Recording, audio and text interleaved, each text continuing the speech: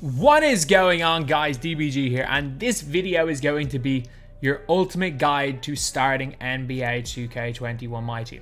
I plan on this video being good to last the entire year, so I do apologize if I'm talking about some things in the future and you guys are either only here for day one, which is what a lot of you guys are going to be here mainly for, or as well as that, if you guys are looking at this video in, I don't know, December, January, and are looking to play a little bit more MyTEAM, this video I hope will be relevant for you. Obviously this video is going to be a lot more relevant for people who are starting the game on day one.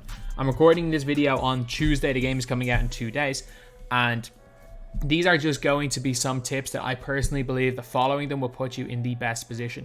And more so than anything, if you are starting MyTEAM, it's more about not being in a bad position more than being in a good position, because there's trial and error for every video game. There are going to be things that you're good at, there are going to be things you're not good at. But diving in headfirst into online in this game is a recipe for disaster, and I would hope, like, that's one of the things I'm going to talk about here.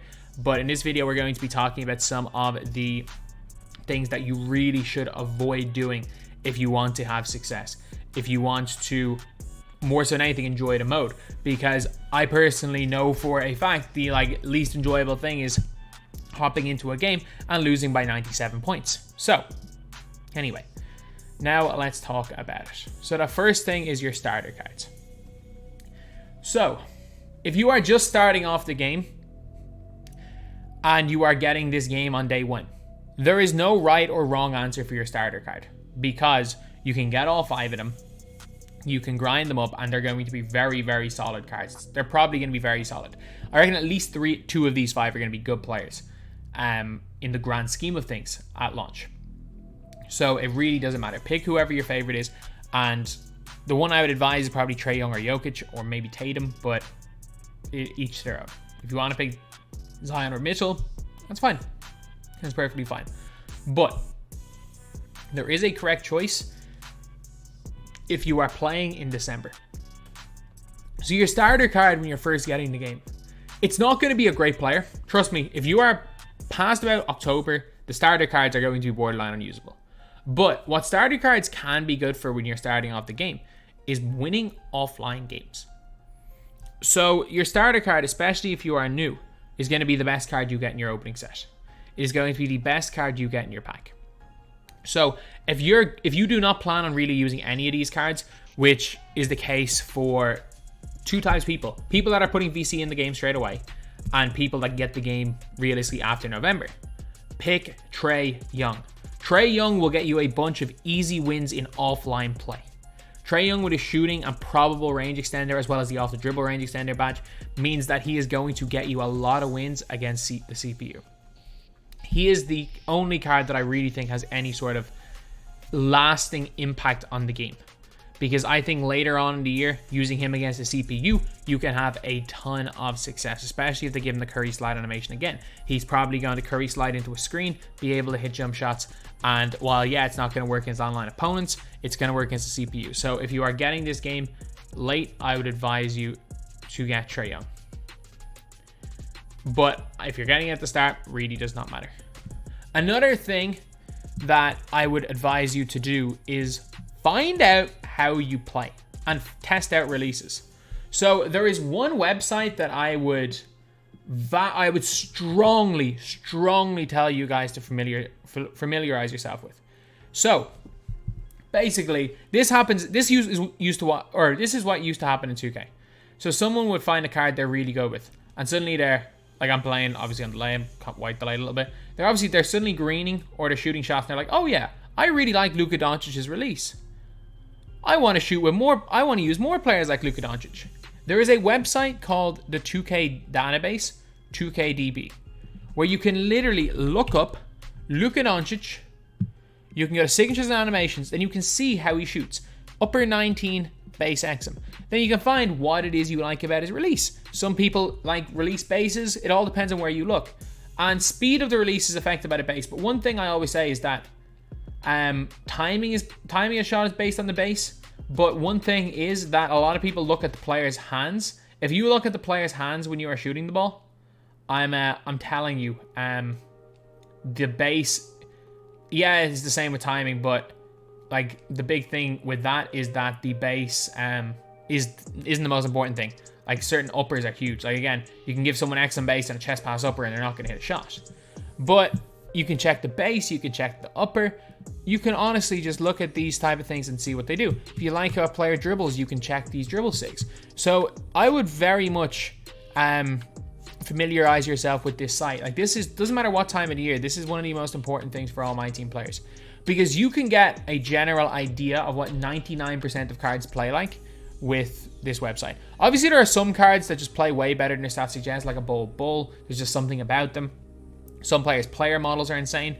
And then some players have things that you can't see, like the Kawhi Leonard defensive stance.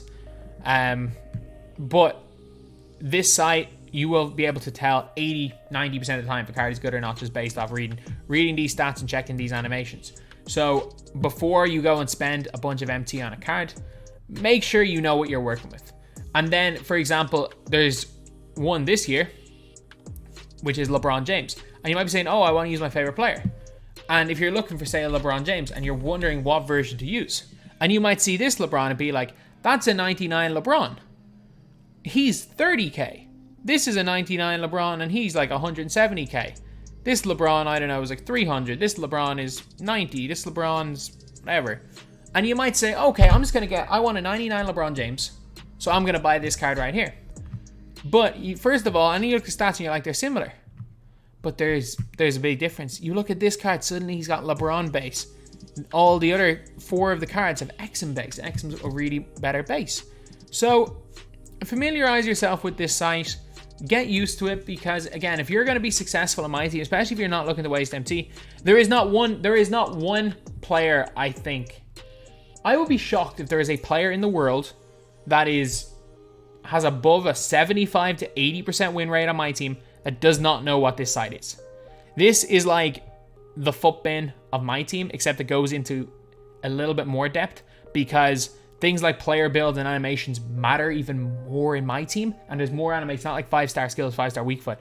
There's all these intricate animations. They matter more in MyTEAM. So this is the foot bin, but better. It doesn't show the prices, or the SBCs or exchanges and stuff, but this is where you are going to find out so much about players. So I strongly advise you guys to get used to this website. It does not matter what time it is. As soon as it's updated for 2K22, I'd advise you to get used to it. Obviously, there's 2K21 stuff on it now because I'm recording this before 2K22 is released. Another huge step: do not play Unlimited until you are ready. Do not, because it's a game mode that's essentially designed to make you lose money every time you play. You're more than likely going to lose MT every time you play. It's the only game mode.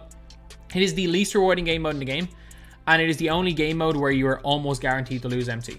Triple threat, you are pretty much guaranteed to make MT. Does not matter if you're winning or losing. As long as you don't have a 0% win rate, you're making MT on triple threat. MyTEAM Limited, if you lose every single game, fair enough, you're probably losing MT. But you're not even losing as much MT as MyTEAM Unlimited if you're losing every single game in Limited. And then obviously the offline game modes. For me personally, I reckon at the start of the year, Triple Threat Offline is the best place to gain your team. But what I'm saying about Unlimited is, yes, I get it. Most people make their 5v5 teams to compete in Unlimited, and that's perfectly fine. But make sure you have your team that's ready. Make sure you have a somewhat competitive team. Obviously, this team is a ridiculous 99 overall endgame team. But I will keep you guys up to date on a lot of really good budget squads to use. So I would advise you guys to build up. Make sure you have at least 30k worth of players before you go into Unlimited. And I would advise you to try to have at least emeralds at every position if you're starting off the game day one. And it really doesn't matter. Like, make sure you have probably at least an emerald in every position at any stage in the year. Otherwise, you're going to be absolutely destroyed. If you're running with emeralds in August, you're being destroyed anyway. But I mean, you may come up against someone else with lower overall team, whereas you're really not. The number one mistake people make is they jump straight in with their starter teams in the MyTEAM Unlimited, get popped by 70 and give up the game. That's a huge thing. So we obviously have to find out what the best mode for getting prizes is. If you are not very good at the game and you're a beginner, Triple Threat Offline is the best way to get prizes. Because someone will find out a method where someone who doesn't know what they're doing can win every single time. These games, domination could be very hard. I would advise you guys to not do domination unless you have a lot of time or you have some sort of skill, because domination, I know if domination is on all-star difficulty, again, fire ahead. If domination is on Hall of Fame difficulty, it's a little bit different. Like no beginner player is winning on Hall of Fame. But if they are coming out with Evo cards early in the year, find out which ones are good. Use 2KDB to find it out. And you're all good. Don't get too bogged down in domination. If you're a serious player, yes, it will help. Especially because if the rumors are true, again, I'm not going to say who it is because I don't want to be the one to publicly leak it. But there are rumors of who the domination awards are, and it could be a really good player. So fair enough, if you want to get domination, that's perfectly fine. But if you are someone who doesn't want to spend too much time on the game, it is definitely not an efficient way of spending your time. The challenges that appear, moment challenges seem to be quite good. Or not moment challenges, whatever the challenges are. The quick challenges where you can basically score the 9 3-pointers and you can quit the game, you win the game. That would be insane. Another tip. Unless you are going for level 40, do not look at MT or at XP. Unless you plan on playing, let's just say 10 hours a week. I'm gonna say 10 hours a week of just grinding. And I'm not talking about playing specific game modes 10 hours a week. 10 hours a week of specific grinding for XP. Don't even look at this. If you're going for level 40 and you're a super player and you're a super grinder, fire ahead. If you are not going for level 40, don't even look at XP. Unless there is like XP and for a couple of games and you get like a free player or something. That's fine. But don't worry about that XP total. It is honestly not that important. The Ascension could end up being something quite big. But again, getting to level 30, like you are going to get to level 30 by the end of the season, in every season, even if you're barely playing. I've barely played this game this last season. I'm on 20k. It's not a difficult thing. Another thing is to follow the 2K MyTEAM Twitter account and have notifications on, because just type in every locker code.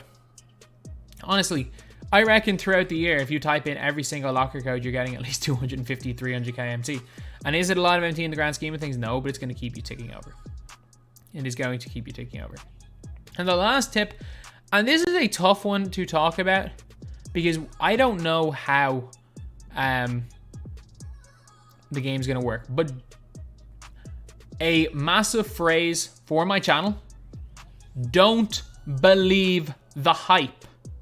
Always, always do not believe the hype.